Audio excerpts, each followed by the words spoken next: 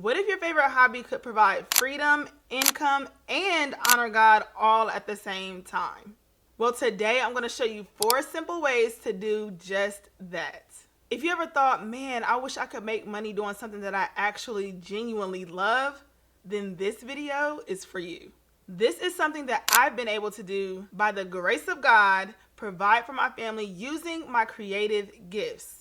I've turned my creative gift of tie-dyeing into a multi-6-figure clothing brand. I want you to know that God has given you these passions and these gifts for a reason. And today I'm going to show you how to turn it into a God-led, profitable business. Let's get into it.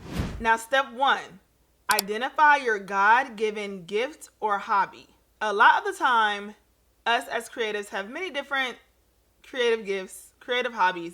But I want you to choose the one that comes the most natural to you. The one that you enjoy doing the most. It could be a certain product that you like to create more than the other. Something that you can do really well. It doesn't mean that it has to be perfect, because I don't want you to feel like it has to be perfect before you start to sell your product. But something that you can do really well. Because guess what? These hobbies that you think are just another hobby is not just that. God gave you those gifts to provide for you. Your hobbies and your gifts are not just another hobby.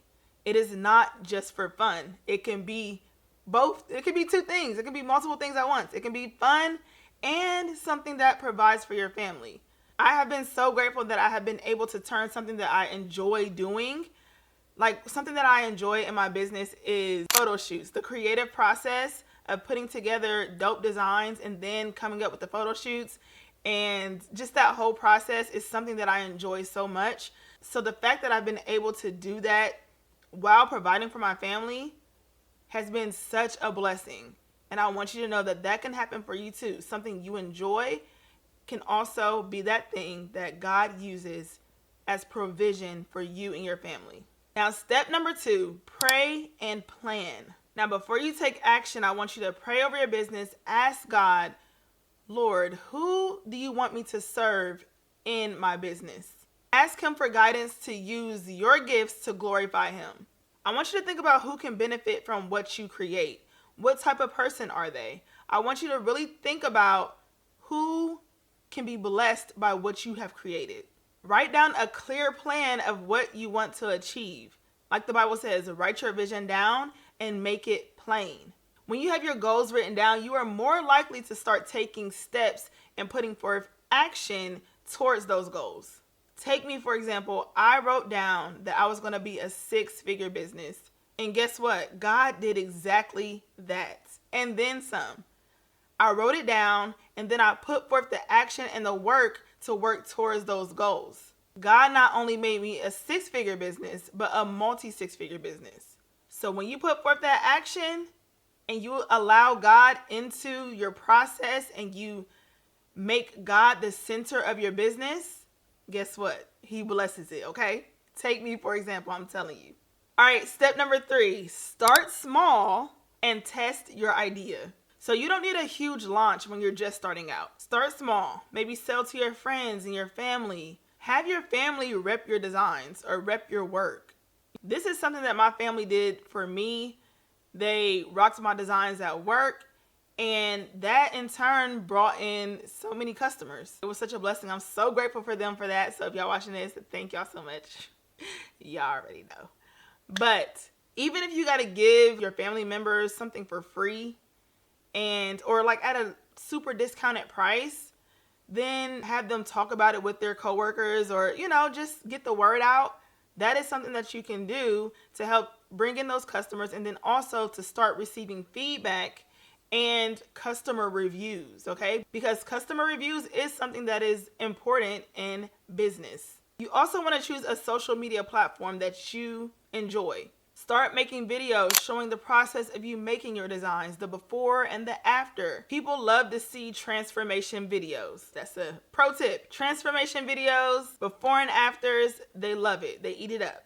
Get feedback from your audience, okay? Because those are the people that you are making it for anyway. You want to serve them by giving them what they want, what they desire. So listen to them. As artists, you feel like you need to have all the control. I understand that we feel like we're making our designs and our art for ourselves and what we like, but it's so important to get the feedback from your customers or potential customers.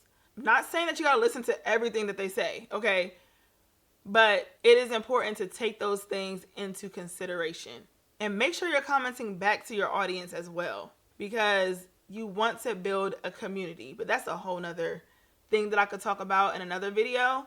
But just be sure to listen to your audience. And like I said, you do not need a big launch to start making sales, to start selling your products. You don't need a big launch. I have a student that started making sales in her business with under 1,000 followers.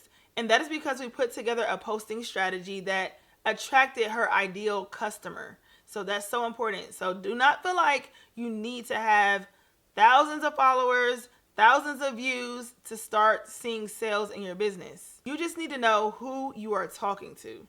Now, step number 4, commit to consistency and diligence. God blesses diligence. He blesses diligent hands. Put your hands to work.